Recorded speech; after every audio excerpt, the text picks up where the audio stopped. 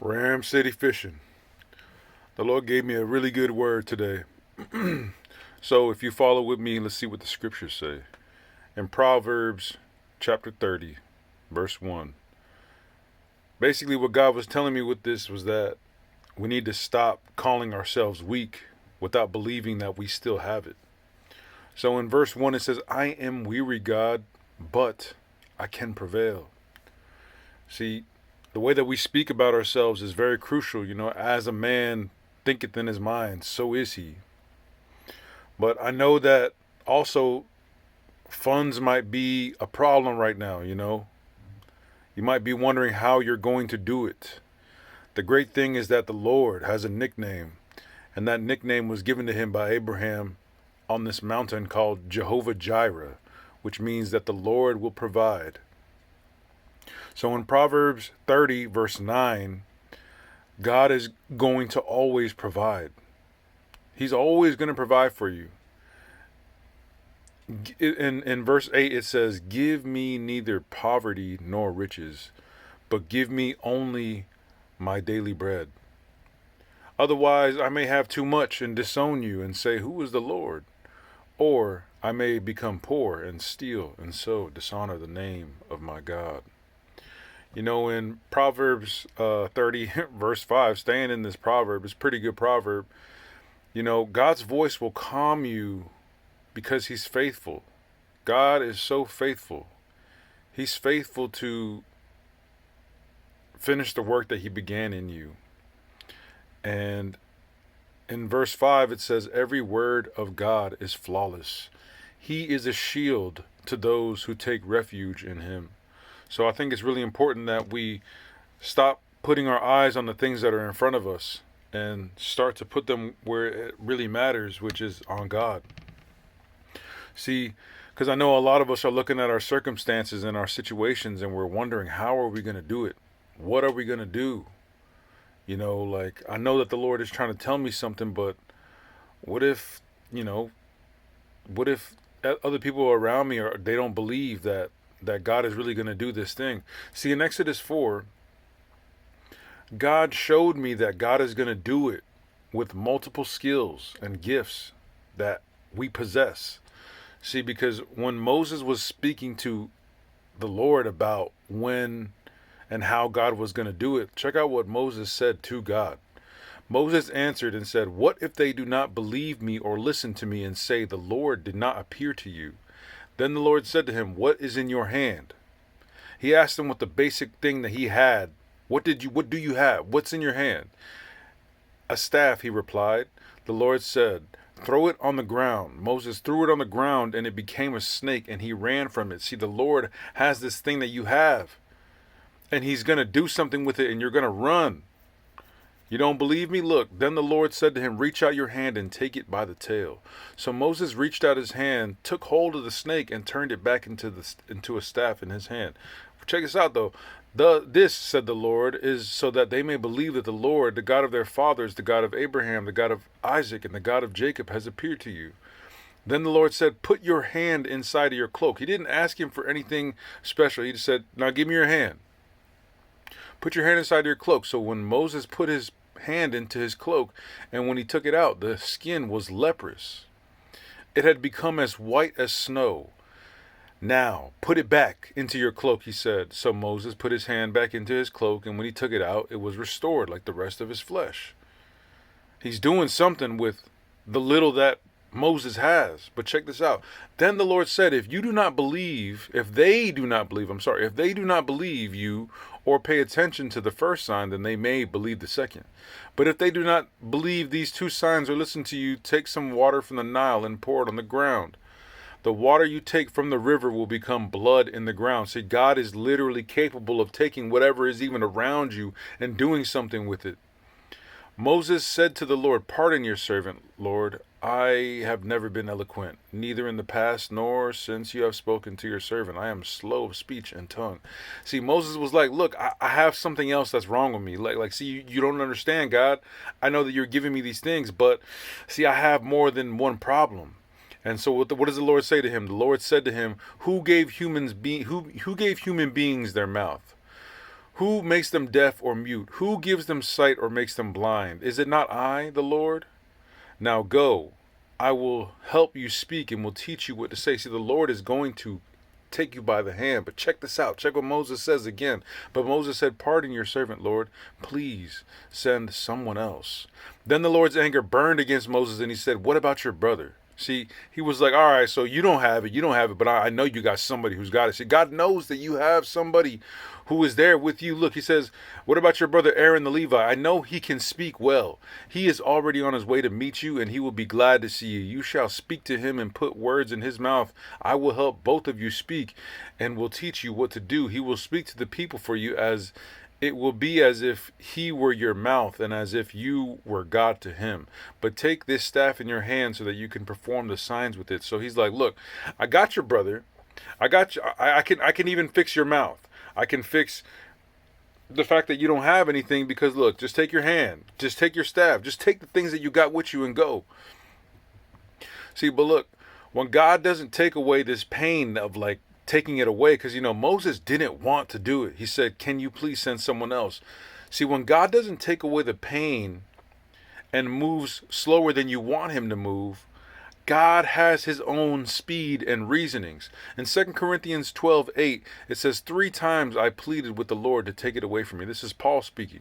But he said to me, my grace is sufficient for you, for my power is made perfect in weakness. Therefore, I will boast all the more gladly about my weaknesses, so that Christ's power may rest on me.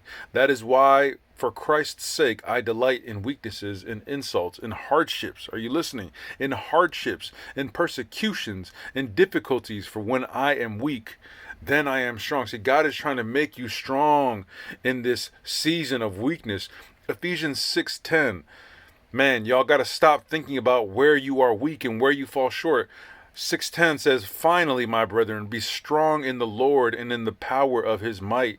The Bible says, not by strength, not by might, but by my spirit.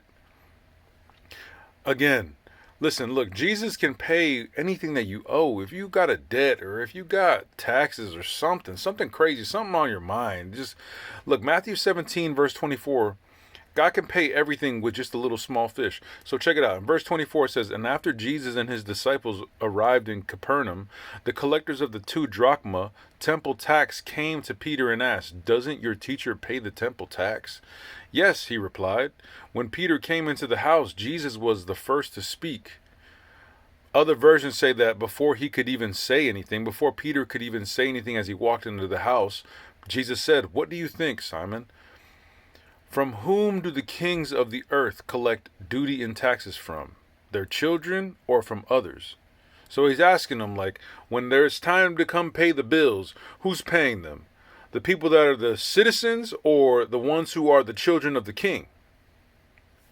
And Peter replies, from others. So not the children, but the citizens. And check out what Jesus says. He says, then the children are exempt, Jesus said to him. But so that we may not offend. See, you have to understand that God is saying something. God is saying that you are a child of God. You are exempt from paying anything. You really don't need to be paying anything because you're a child of the king. He literally said, who's paying the kingdom taxes? And when the kings come to collect all the duty and the taxes, are they asking the children of the king or are they asking of others? So he's literally saying that the children are exempt, right? So because the children are exempt from the king, you're exempt. And that's why he says, but so that we may not cause offense, go to the lake and throw out your line. He literally said, man, just go fishing real quick, man. Just go, man, don't worry, God. Take the first fish that you catch is what he says. Open its mouth and you will find a 4 drachma coin. So he said that there was guys that came and they came for the 2 drachma, right? And they said, does Jesus pay the tax? And Peter's like, yeah, he does actually. So Peter went out and he found 4 drachma coin and said, take it and give it to them for my tax and for yours. So God is going to pay for everything, but you have to understand that there is a payment for your chastisement when you just can't get it right.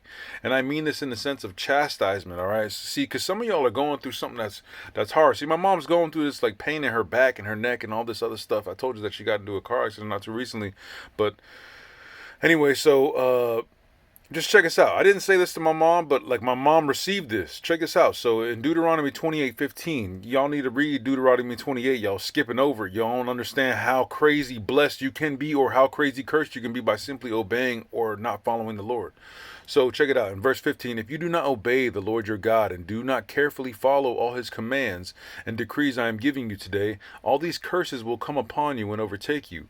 You will be cursed in the city and cursed in the country. Your basket and your kneading trough will be cursed. The fruit of your womb will be cursed, and the crops of your land, and the calves of your herd, and the lambs of your flock. You will be cursed when you come in, and cursed when you go out. The Lord will send on you curses, confusion, and rebuke you in everything that you put your hand to, until you are destroyed and come to sudden ruin because of the evil you have done in forsaking him. Now let's check it out real quick. Let's go to verse 28. The Lord will inflict you with madness, blindness.